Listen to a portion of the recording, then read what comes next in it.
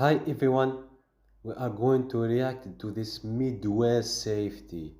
How a bank teller worst nightmare came true. We are going to enter here. A small town Texas bank got a Christmas surprise it never saw coming. Ready?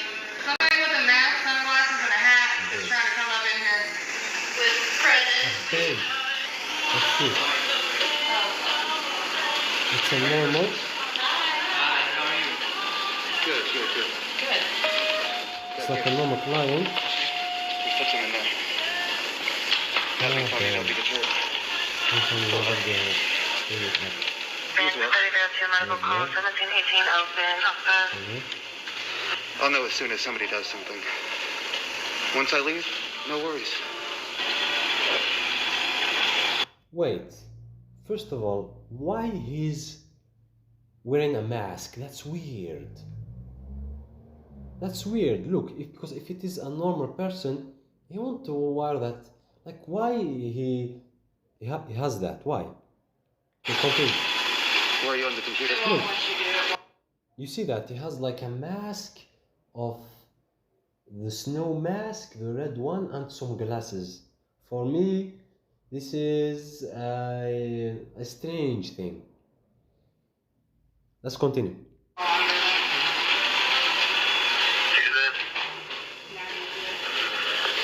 Thank you, ma'am. Location United States is 65-year-old female.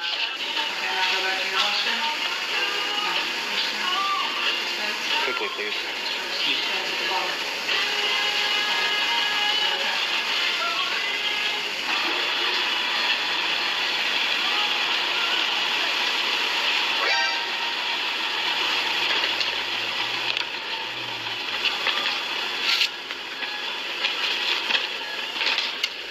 Sorry for the distress.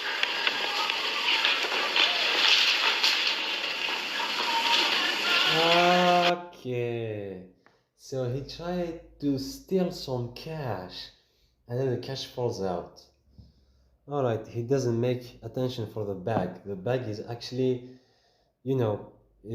under of it. It was not recovered. It was not covered. I mean, it was open and then the cash falls off.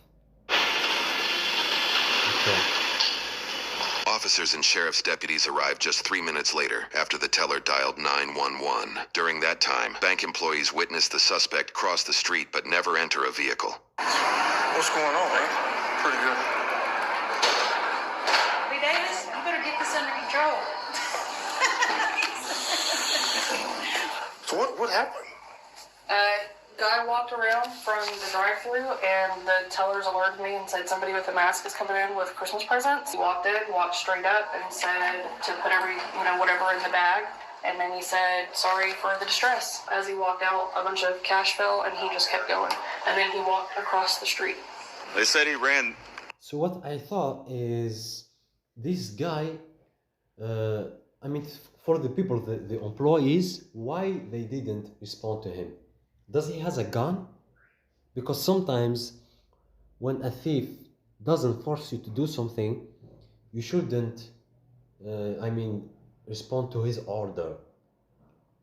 This thief asked for money, but he doesn't like force them. So I think they shouldn't respond to him. He wear the mask, okay. I don't know if he has a gun, that's fine. But for example, he asked for money. I can say, wait a minute, take some time. I will tell him the computer is lagging or something like that. So I will use this time and try to do a lot of stuff. I will tell him that, for example, the computer is lagging. I will tell him that, for example, there is no employees today. There is no signal. There is no a lot. It's not a reception day. Something like that. And if it forces us, I will give him the money. But if it doesn't, I will try to use some wasting him time until the police arrive. Okay, that's what I want to say. Towards here. 4350, just be advised, myself and a deputy are coming from behind Texas Mattress through the woods that way.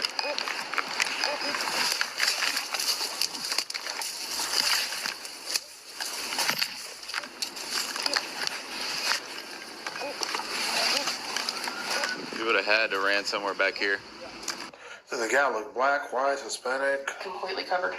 Just by his voice, he seemed middle-aged, but I couldn't tell. They said that the guy didn't went for a car. I think he ran off. He went off into some forest to the city, and I think he left. You see the forest. Oh.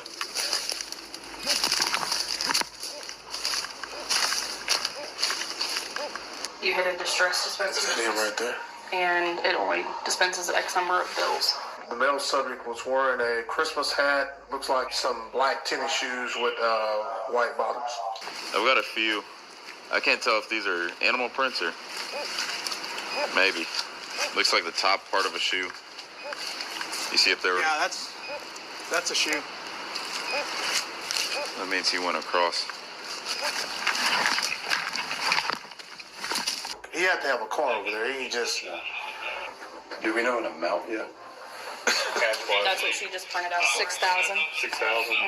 What I want to say, even if he dressed with like a clown, he can change later.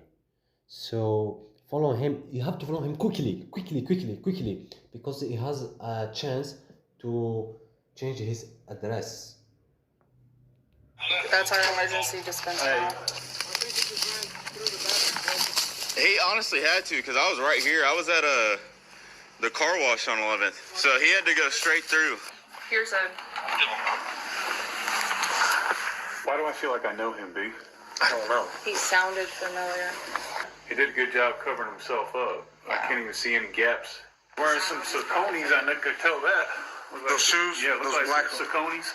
I can print you a copy of her driver's license as well. I ain't trying to get her for a credit. That's our job. I'm just saying. And he had what sounded like a police radio on him. He's got a radio. He has a radio. Radio on him. Like what kind of radio? Like it sounded like y'all's. Good. He's got a scanner. Kudos to you for remembering our emergency dispenses. We just talked about that the other day. Really? Yeah, I'm just extra. Okay, cool. All right, I'll go buy a USB and This could be he's not alone in this, because if he has a radio, someone is contacting him to go to some location and they will go off. So it may be like a not a lone stealth heist. I mean, this is what I mean here. What I mean is simply he's not alone. It may like have 2 or 3 other persons or groups enveloping this. I mean, this is actually a disaster. Ain't nothing wrong with being extra cool. There was 3 exactly on the floor. I'm sorry. There was 3 exactly on the floor. So you got away with 3? Yeah. So it's 3,000 We on the both. floor? It was 3,000 exactly on the floor. 3,000. Okay, so 6,000. We got like a Christmas flowery bag in the middle of the woods. Tell him not to touch it. So he's on foot. He don't even have a car. Man, I don't know. He may have a car somewhere, but he didn't keep it, and their cameras cut off to see if he went over to AutoZone or something. This is what I said. I said he may run out to some location where they, for example, 2 or 3 persons, they contact him from the radio and tell him to go to this location, and at the location they can go for a car, or they will see what they are going to do. But I don't think his car is anywhere around him. I think he's that much on foot. It's the shoes that we're going to get him with. Because that suit he can ditch real quick. Yeah, but the shoes. The shoes is what's going to get him. There's no way that you're going to show up at a place and not be familiar and be on foot and not have any help to get out the way. There got to be somebody there. The officer's hunch was supported by the fact that beyond the wooded area where the suspect was last seen, there is a large residential neighborhood in the heart of town. Huntsville Police Department circulated the suspect's photo on Facebook, and 4 days later, they received a break in the case. David, I know you've been working with him a lot, KYC on. He was the kitchen manager up there. That's how I knew him to begin with. So we were hanging out a lot at that time, and I noticed hanging out with him, I figured out real quick, kleptomaniac. Like, he would be stealing random, and I'd be like, what are you doing? Why are you doing that? You know, he would be stealing stuff all the time. And then shortly after that, he had robbed the college. And he came and told me about it. I was like, well, what? And then I was like, well, you got to do that stuff back. He's sober. That's the part. He's sober. He's just crazy. But he brought up right away the Verbank situation. Like the robbery, asked if I heard about it. And I had actually lied to him. I said, no, I hadn't heard about it. So he could tell me about it just to see what he'd say. Anyways, one of the things, like I said, on the news outlet that I've read a bunch of them on different pages, like the Huntsville Item. One of the things that he mentioned was like how the robber came up to the bank. Okay, well that's not in the description. I think this guy what tries to do is like an innocent person. He saw the thief, and talked to him like he doesn't know him, and tried to check him, and the thief tells him a story, and this guy went to the police and give them information. At all. That Santa Claus hat, he got it from La Missy Home 2 years ago. La Missy Home had during the Christmas when the restaurant opened. He had bought a bunch of Santa Claus hats for everyone working there during the holiday season. Yeah, right. In fact, if you don't mind if I show you real quick on his Facebook, he's wearing that hat. That same one. I looked at it in another picture. Yeah, I saw that one. Yeah. Now, I'm not saying 100%. You know, this could all be coincidence, but it'd be a hell of a coincidence. He said either my life's going to end growing this garden or it's going to end with a shootout with the cops. And I'm like, where did that come from? I was like, what are you talking about? He said his life's going to end with a shootout with the cops? That's what he said, that or with his garden or a shootout with the cops. I've seen this guy get in a fight at bar, but he didn't fight. He just let the guy beat him up. For nearly 3 hours, undercover sheriff's deputies in plain clothes surveilled David's home about a quarter-mile away from the bank, while officers acting as backup waited down the street for the deputies to make their move. Ryan, where are you? Has he got him on the porch? I think so. The guy keeps staring at him. Yeah, Ringo already jumped out. Oh, yeah, he did.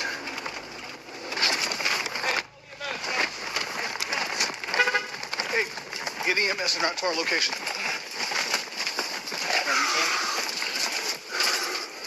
Good, bud. Hey, come on. You're lucky you're still breathing. No. Yeah. You good? Good. Yeah. You good, bro? Is it you bleeding? No, it's him. Double lactation. 14th Street, white male, bleeding from the face. Pull your knees under. There we go. I'm stand you up. Jenkins, is everybody here? Listen to me. You're going to cooperate if we walk down here. You understand this? Don't not cooperate. Get a marked unit that we got one under. Police department, hey, hands up! Hands up! Hands up! Stand up! He doesn't know anything about this. Okay, shut the f*** up. Stand up. Come to me. Get him behind us. Come to me. I'm passing to you. Are you on? Can you respond to news summary from Clear Clinic 160? Clear back here. Push it. Hit. I'm gonna plug this. Okay, you got it?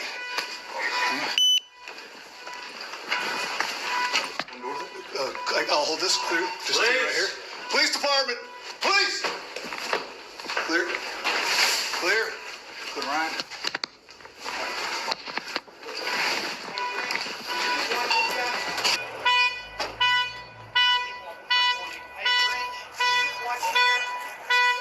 What is this alarm vehicle? Just what? haven't been paid yet.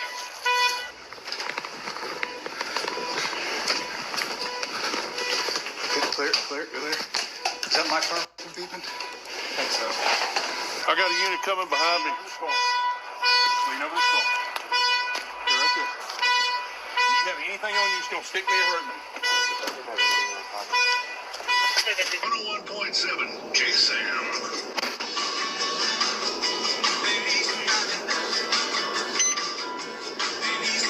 It's not the time. We are like a serious situation here, and give us some. This is actually. It's just. It's not the time. It's bad. What's going on? Came to see a friend.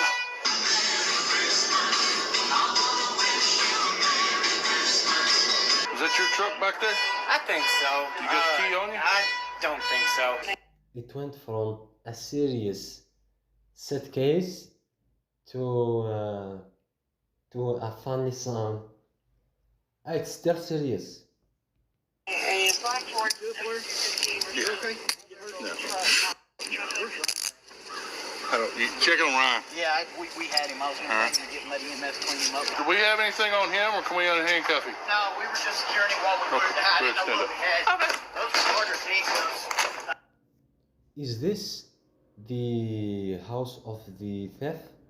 He put like a chair of the Santa, and he's wearing a Santa gear, a Santa t-shirts.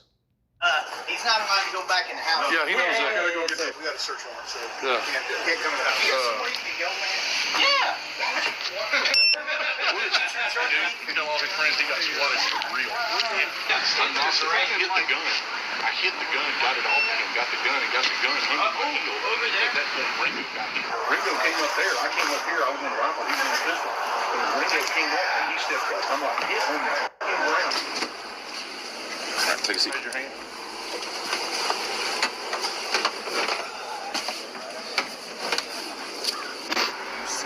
Get arrested? Nope. Don't see it? Nope. So you're just playing video games as this is going on? Yep. Heard it, tuned out, dialed in. We're good now. Yeah, he tried to get Ringo's gun. Oh, I believe that. So he got hit in the face with a rifle a couple times. Hey man, I'm a paramedic. I apologize. We were coming. I know y'all were, man. I know Yeah, man, we got made. There was nothing else we could do. I know.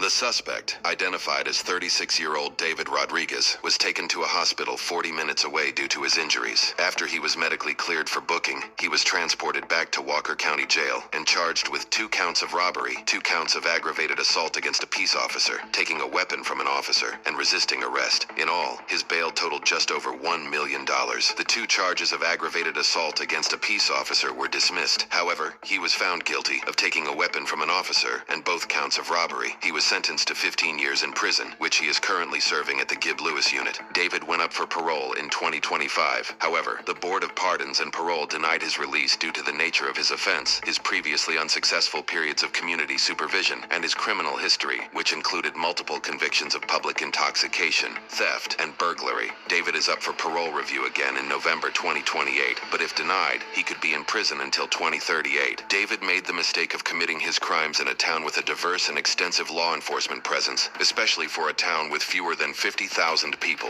Numerous local, state, and federal law enforcement agencies operate within city limits and frequently work in coordination with each other. For instance, Huntsville is also the headquarters of the Texas Department of Criminal Justice, which oversees the administration of all Texas prison facilities. TDCJ tracking dogs were deployed to sniff out David's trail after the robbery and pointed officers in the general direction of David's home. TDCJ also partners closely with Sam Houston State University, also located in Huntsville, which is home to one of the highest-ranked criminal justice programs in the country. Huntsville Police Department also maintains strong support within much of the community. The first investigator on scene after the robbery, Officer Broderick Davis, was honored at the Huntsville Item Readers' Choice Awards as the best law enforcement officer in 2023 and again in 2026. All of these factors add up to Huntsville, Texas, potentially being the worst small town in America to rob a bank.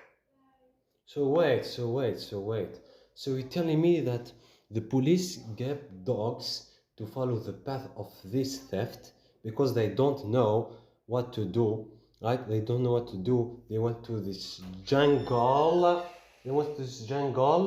And then what they did is they followed the dogs to follow him in the forest, right? They follow him in the forest, and then they follow him to a guy. That guy saw the criminal. They went for dogs. Now they are chasing him. So yeah, they are chasing him, and now only that. I think what happened to the story is that the theft has a gun, and then he forced someone to give him something, I think, and then the someone hit him with a crowbar or something like iron to his face. He dropped the gun, he take it near to the person who's playing video games into the house to this robbery. And he said that this city has a fewer people, so when cities have fewer people, it's a source of an advantage to the robbery. It's like a source of, you can say that, like a little advantage to the robbery. And yeah, that's all for this video. So what if there is some advice here is that I said the first advice to the bank: if the theft doesn't force you, don't do it. The second one is be careful of locations, because this city has fewer people, so you have to be more safety. This city has to become more safety, have more cameras, do some safe proposition, you know. Yeah, and it has to have like police survey, you know what I mean, to control and be safe. It will like the guard, you know, having a lot of guards. My English, it was bad today, but you know what I mean, whatever. And then yeah, this is what for the recording. Stay safe and goodbye.